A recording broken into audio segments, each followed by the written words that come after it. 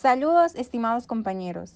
En el presente video se les hablará lo referente a las sociedades offshore, conocidas comúnmente por ser aquellas que comenzaron a utilizarse en los años 1960. Se refieren a la gestión, registro, conducción y operación de una entidad en un país extranjero, a menudo con la obtención de beneficios financieros, legales y fiscales. El establecimiento de estas compañías incorporadas se realiza en los llamados paraísos fiscales, que son territorios o estados que se caracterizan por sus regímenes tributarios que son favorables para los ciudadanos o empresas no residentes. Una variedad de características son las que engloban esta clase de sociedades, cuyo interés en aprender sobre el tema resulta de su poca fama y gran trayectoria a lo largo de los años. Incentivamos, pues, a no únicamente proyectar una idea sobre las mismas, sino también a indagar más sobre el tema para su completo manejo. Algunas definiciones que nos dan los juristas al respecto del tema de las sociedades offshore son los siguientes. Según Juan Jesús Martos García en su libro Jurisdicciones no cooperativas y paraísos fiscales, define a las sociedades offshore de la siguiente manera. Se suele referir a la actividad offshore como la actividad llevada a cabo por una persona residente en un país que ha localizado su negocio en otro país con una ventaja fiscal. El término offshore, es decir, fuera de la orilla, en el sentido lejos de casa, se refiere principalmente a los paraísos fiscales situados en Islas Caimán, Bahamas, etc. Según Miguel Ángel Mata González en su libro Aspectos jurídicos del outsourcing tecnológico, define la modalidad offshore de la siguiente manera. La modalidad offshore es la ejecución del servicio que se realiza desde los centros del servicio del prestador, alejados de las instalaciones del cliente. Por ejemplo, si la sede del cliente está ubicada en Madrid, los servicios se prestan desde Estados Unidos, India o China. Este tipo de sociedades ofrecen a los no residentes el beneficio que brindan los paraísos fiscales, definiendo a este último como un país que exime el pago de impuestos a los inversores extranjeros que mantienen cuentas bancarias o constituyen sociedades en su territorio. Estos se caracterizan por tener regulaciones mercantiles y financieras flexibles, facilitando así la creación de sociedades controladas por inversionistas extranjeros, siempre y cuando no realicen ninguna actividad económica dentro del propio paraíso fiscal. Entre los atractivos de dichas sociedades está el hecho de que cuentan con una normativa destinada a la protección del anonimato de los socios, ya que facilitan lo que es la entrega de acciones al portador sin la necesidad de tener un registro de libro de socios, lo cual dificulta el conocimiento de de las verdaderas personas que son propietarias de dichos títulos. Entre las características distintivas de este tipo de sociedad podemos mencionar que son jurisdicciones que tienen instituciones financieras principalmente a negocios con un no residente, es decir, que permiten la designación de una persona interpósita en los negocios propios, ya que el nombramiento de quienes estarán a cargo de los órganos de la administración, sus exigencias legales son prácticamente nulas.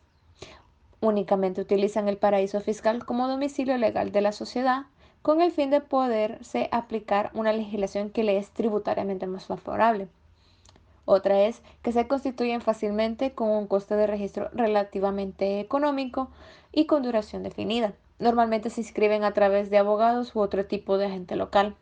Por último, podemos decir que carecen de cualquier utilidad para una economía real de inversión, para la producción de bienes y servicios y para la creación de fuentes de trabajo. Una de las más grandes críticas que se denota en este tipo de sociedades es la intención de valerse de esta figura para evadir el régimen legal correspondiente a aplicar, en donde se le es atribuido ser instrumentos para la evasión fiscal, el lavado de dinero y otros crímenes. Esto por la falta de transparencia que hay en este tipo de sociedades. Un régimen que optimiza la rentabilidad de los resultados. Asimismo, se logra diversificar el riesgo del país y minimizar los tiempos necesarios para poder reinvertir los flujos en cualquier país que desee. De igual forma, ofrecen beneficios de seguridad y discreción para su propietario. Muchas veces los inversionistas de alto perfil desean mantener su identidad en secreto, mientras realizan transacciones importantes. La protección de identidad dentro de una offshore es una práctica común para mantener un perfil bajo. Según el Código Tributario, regula adecuadamente la relación entre el fisco y los contribuyentes, que permiten garantizar los derechos y obligaciones recíprocos. Y recientemente el impuesto a las utilidades, elementos indispensables para dar cumplimiento a los principios de igualdad de la tributación y el de la seguridad jurídica. Contemplando la situación como por ejemplo en Argentina, de las sociedades que constituidas en un estado extranjero pretenden realizar actividades en el país, ya sea mediante la forma de actos aislados como de ejercicio habitual. Las exigencias, según nos encuadremos en un supuesto legal o en el otro, varían significativamente, como así también los efectos que estas distintas formas de actuación generan. El acto ejecutado por una sociedad constituida en el extranjero podrá ser calificada como acto aislado o incluirse en el concepto de ejercicio habitual. En conclusión, para que un Estado pueda trazar un camino de crecimiento y una adecuada inserción internacional, es imprescindible que cuente en su ordenamiento jurídico con normas claras y coherentes, sistemáticamente armonizadas. Es fundamental un régimen jurídico preciso que recepte los estándares internacionales y que nos muestre al mundo como un Estado confiable y dotado de seguridad jurídica.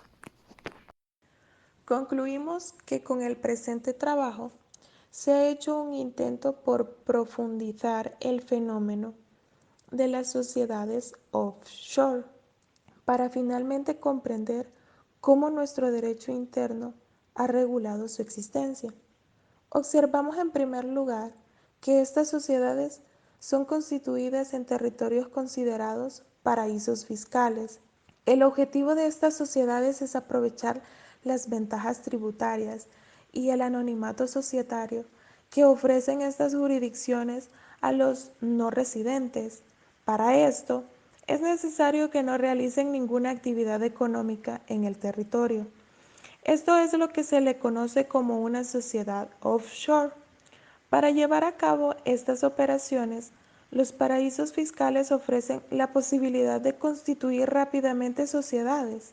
Por ejemplo, las corporaciones internacionales de negocio y las sociedades de responsabilidad limitada, que, como hemos demostrado, son fáciles de crear en jurisdicciones de baja o nula tributación. En cualquier caso, es indudable que el uso de estas sociedades produce una deslocalización de las inversiones y de actividades económicas. Esto ha llevado a una competencia fiscal perjudicial, la cual ha sido extremadamente dañina en la práctica por las jurisdicciones con tributación ordinaria. Esta competencia provoca que los usuarios no paguen impuestos en sus países de residencia o en el país de la fuente de la renta.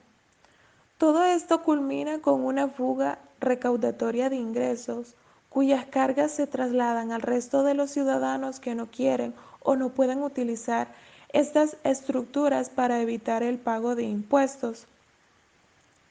De esta forma se origina una desigualdad entre los ciudadanos al tener que soportar los impuestos para cubrir las cargas públicas, produciendo todavía un mayor alejamiento entre los ciudadanos comunes y los ricos, quienes son los que suelen utilizar los paraísos fiscales y las sociedades offshore.